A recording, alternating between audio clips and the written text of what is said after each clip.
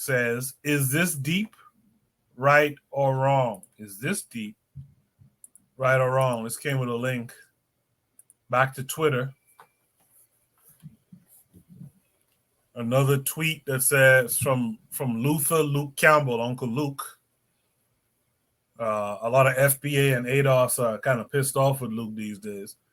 It says hello, and the picture is this deep. Hold on, let's see. The picture says this deep, but most of y'all won't get it. So you see what appears to be a black man pulling down another black man who's trying to climb up a tree. And it seems like a white boy being groped by another white boy on the ground, but I guess it's supposed to mean he's helping him up the tree. So that's the gist of that tweet, that picture. And the prompt says, "Is this deep, right or wrong?" So Kevin Carre, that's kind of two questions. Is it deep, right or wrong? I mean, here's what I would say about that. About the and I'm going to quote this. They're always talking about crab in a barrel, right? But a crab's natural environment is not in the barrels; it's out in on the beach or in the ocean. But this is all manufactured. Again, as I said, as a photographer, I can share my experience with this. Is in my career when I started, it was always, there were a lot of other black photographers that helped me out. I mean, guys that were big in the business, but the majority was like, well, if I don't get the shot, none of you gonna get the shot because this is my position and you're not gonna get anything. So there's a lot of times I see in my career, there's not a lot of sharing and a lot of jealousy. Whereas, if you're new and you get something better than the old established heads, they're gonna try in their power to try and ruin your career. So to a point, yeah, that is true. But what I'm seeing now these days, as I said, people are getting in small amount, but they're getting together and helping each other. But the other one now on the right with the white boys, that's not totally true. You ever heard of corporate sabotage and all this other stuff? This is right. Again, propaganda. But I'll pass the mic to the other. All right, in the chat, Brother Bakari says, "Nope, it is not deep." Is it true? Is it right or wrong? Right? Is it right or wrong? And is it deep or not? Bakari says, "Nope, it's not deep." Lero echoes the thought, saying not deep at all. Afro Native World says Uncle Luke mentioned his Bahamian grandma and Jamaican father. So that's problematic. Do you agree with that being problematic, Afro Native World, or you're just saying that's the issue with FBA ADOS? Because that is pretty much the issue. I didn't hear about the Jamaican father part, but they mentioned his Bahamian heritage. So that stood out to me.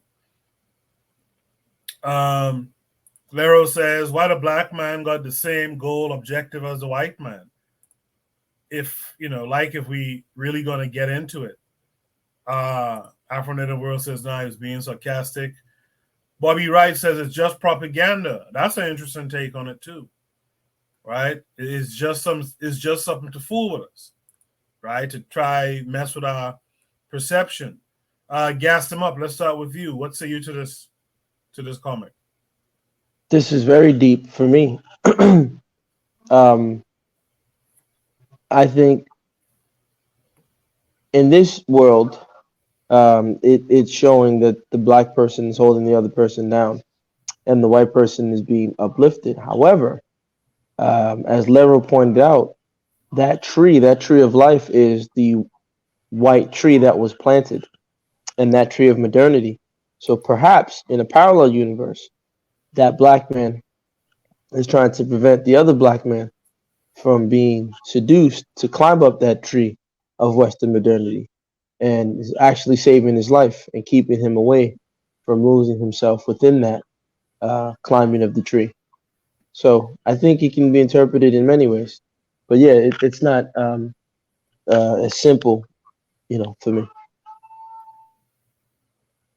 It's not as simple. Okay. Yeah, okay. I can see what you're saying there. It's all about it's all about the title that you give this thing in a sense, right? Let's go to Real Black Gentleman. Yeah. Is it deep, right or wrong? I mean, I mean, this is totally like, you know what I'm saying? Like subjective. Like I appreciate, you know what I'm saying, the previous speaker's perspective. I mean, you can always look at it like that. You don't want them to climb up. You don't want them to climb up. Like what's at the top of the tree? You don't know. All you see is the trunk of the tree. I mean, you also see the back of the guy. Like he's trying to pull him down. So you can see how his back is pulled back. So he definitely is trying to pull him back. I mean, again, it depends on how you want to see it. There's one guy pulling, trying to. I mean, you could say maybe he's trying to adjust his climb. I mean, there's a lot of ways you can look at it. Nominally, if you look at it, you might think about him as like pulling him back, but maybe. I mean, I don't know. Like maybe he's trying to like adjust his grip. I mean, is it deep? You can make it as deep as you want. I'm gonna pass the mic. All right, I appreciate that. Brother Bakari is saying that your device is not connected. So you might have to go out and come back in. In the chat, Lero says, okay, Gas, on the perspective. Marcus Garvey's way says 400 years later of planning slave rebellions together, we act like we don't help each other. She goes on to say, however, I will say we publicly pull each other down, unlike other races, from Kanye to Bill Cosby to all them folks. We publicly swear off each other. With that said, did I hear from Tanzan on this already? No. Okay, well, Tanzan, take your time. Go ahead. Okay. Hold on. I think I have an echo. Let me try this again. So for me, I think it's this illusion of equality. That's what I saw here, because when you look at the ways, you know, the line going across, you know, that black man shorts and the white man shorts, you know, they're almost at the same level. So really, they're firstly, even despite being pulled down and despite being pushed up, they are still at the same level of this equality thing. And then the other thing that they don't show is what they are standing on. You know, that white guy has his 2 feet on the ground, but the second black man has one of his feet, you know, on the ground and one on the tree. So already you see that, you know, they're coming from a position of, you know, inequality. But in that thing, it almost shows us, oh, you know, let the best man win and run up there and just, you know, have at it. But so that's this whole, you know, narrative that, oh, you know, white people are just where they are at the top because they're just so good and they help each other and they just work together, and look at that, you know, while black people, they're just constantly pulling each other down, which, you know, to some extent they do, but they don't show the whole you know, picture that, you know, somebody else is standing on the backs of somebody else while pushing his own people up the hill, while other people, they're being crushed while trying to rise up. So those are 2 different scenarios to work from. So yeah, that's all I saw from there. But it's not deep in the sense that the person who created it wanted it, because the superficial point of it was, oh, you know, black people tear each other down, white people lift each other up. That was the simple point of it. But the lie in it is that it is an equal race, and that, you know, they both want the same thing, and they come from, you know, different same circumstances. So yes. I appreciate that time. Let's welcome in our brother Bakari. Bakari, how are you this week? I'm great, my brother. How about you? Good. I'm good. Glad to see you. Good to see you. I don't think it's deep. I like what Tanzan said. They tried to make it like everything is. And by the way, peace to everybody on the panel and the chat. Try to make like everything start off even, the equality, right? So this is mostly, because I'm gonna be honest, I honestly believe this is mostly black people propaganda, because that's how we see one another. When the one brother that spoke, and I can't remember his name, who spoke on say he's a photographer and spoke about crabs in the barrel, right? That's what this is. I did a whole show. Bawana Hagazika even came on the panel. I did a whole show about crabs in the barrel mentality, about how that is not their natural environment, right? So if we're not in our natural environment, right? So therefore, we might do things that's not we may not do things that we don't seem as good, but me being out here, I'm gonna just use construction for an example, right? When you get out here, you see construction and trucking. You see a lot of brothers with the red, black, and green flags on their trucks. Excuse me. You see brothers with who's Christians. They got a whole team with black Jesus painted on their truck. Then you see brothers with Hebrew Israelites on their truck. And you know something? In the real world, all them brothers work together. They make sure one another eat all the time. I'm not saying I haven't ran into any problems with some black people on these construction sites, but for the most part, my biggest gigs, with the exception of the contract that I just got, on the most part, my biggest contracts has been because of black people, right?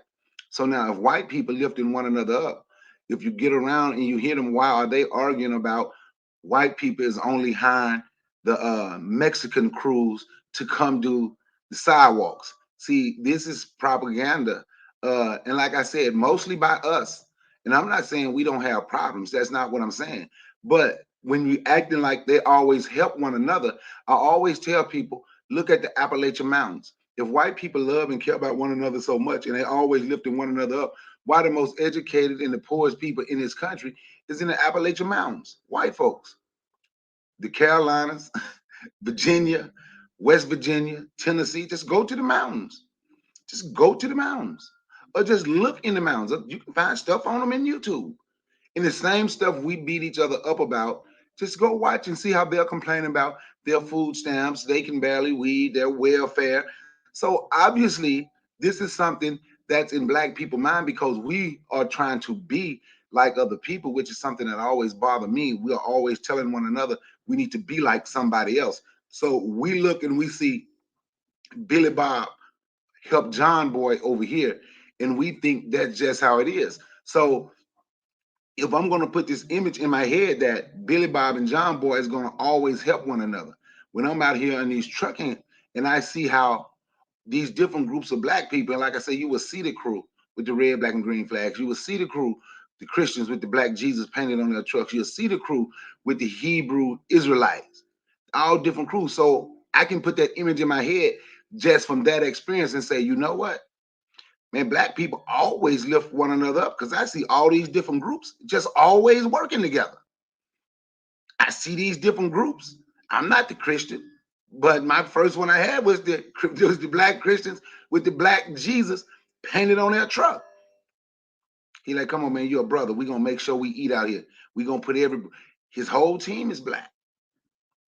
You understand what I'm saying? So this kind of like propaganda, and it's almost like black people propaganda. Not saying that we don't have problems, but I'm just saying how you can just see things. I hear the mic. I appreciate that, brother Bakari. Did I get real black gentlemen on this yet? Yeah, you got me. You got me. All right. Buana Hagoziki, what say you? Is this deep, right, or wrong? It depends on how you look at it. I think that the brothers should find their own tree. You know, go find a coconut tree to climb up on instead of climbing up on an oak tree.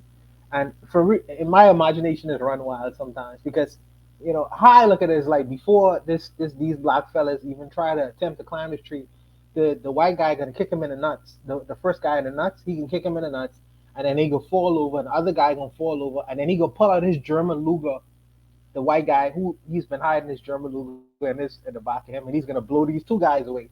And as they fall to the ground, right, the Holy Bible gonna pop out of the black guys because he been carrying the Holy Bible, hoping that Jesus gonna help him to get up the highest on the tree. I have a wild imagination. I just think that it's unrealistic. I think it's unrealistic, and I think that we continuously try to have this whole idea of equality, and these are commendable things. You know, you want to be equal to the next man and all these things to compete hand to hand and all that good stuff. But at the end of the day, I think that we need to find our own tree to climb up.